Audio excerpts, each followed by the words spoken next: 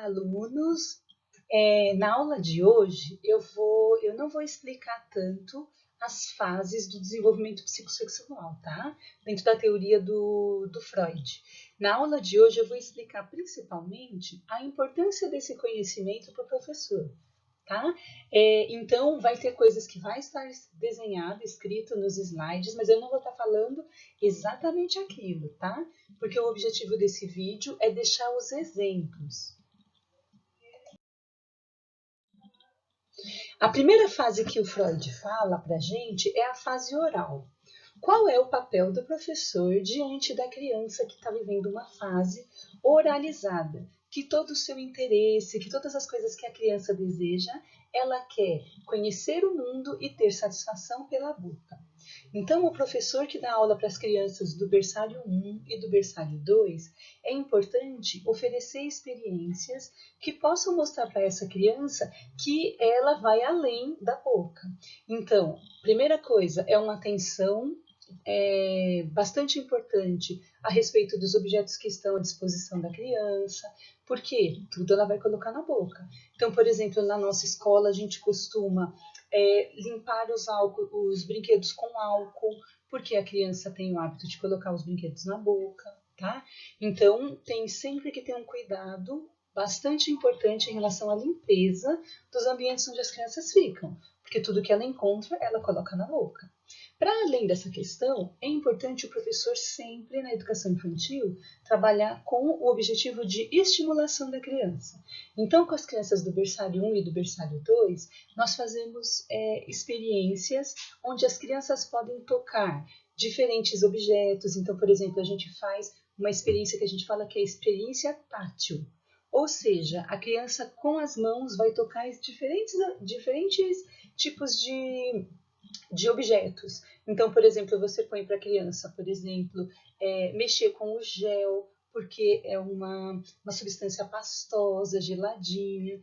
A gente coloca para as crianças mexerem com bolinhas de gel, que são molinhas, tá? Às vezes tem momentos em que a gente coloca para as crianças brincarem pedras, com toda a atenção para que elas não coloquem na boca, mas para elas experimentarem várias texturas diferentes. Então, por exemplo, a gente apresenta para a criança o algodão, para ver o que a criança faz com o algodão, tá? Então, são coisas que faz com que essa criança vá descobrindo o mundo por outros sentidos, sem ser a questão da boca. Então, por exemplo, outra coisa que a gente faz, nós fazemos tapetes táteis, né, para as crianças. Então, com os pés, as crianças pisam em uma superfície áspera, em uma superfície lisa, tá? Outro tipo de atividade que é muito importante para a criança por exemplo, atividades, de massagens, né? Tem a Shantala, que é uma massagem indiana feita com bebês. Tudo isso vai ajudando o bebê a conhecer o mundo através de outras partes do próprio corpo. Não significa que a criança vai sair mais rápido da fase oral, de maneira nenhuma, tá? Mas é que a criança vai tendo mais informações. Na fase anal, é uma fase muito importante a gente pensar a intervenção pedagógica com essa criança. Por quê? Porque a criança está saindo da fase do uso de fraldas. Então, é muito importante o cuidado das pessoas que estão à volta da criança. Como é que a gente direciona essa situação? Como é que o adulto age com essa criança quando ela tem dificuldades. Então, quanto mais segurança a criança tiver, quanto mais essa criança se sentir estimulada, melhor vai ser o desenvolvimento dela. Então, é uma fase muito importante. Por quê? É difícil para a criança, mas também é difícil para os adultos que estão à volta dela. Então, é preciso muito equilíbrio, muito diálogo, para que a gente possa apresentar toda essa situação para as crianças e ajudá-la nesse desenvolvimento, nessa superação. A fase fálica é uma fase bastante importante também no desenvolvimento da criança e é a fase que a criança descobre as diferenças entre meninos e meninas. Esse é um tema tabu para muitas escolas, para muitos professores. E é um tema que o adulto precisa ter facilidade para conversar com as crianças, com atenção, com carinho e tendo atenção a essas questões do tabu. Porque a criança, quando pergunta da diferença de menino e menina, ela não está perguntando, não está falando exatamente de assuntos que para o adulto é difícil explicar.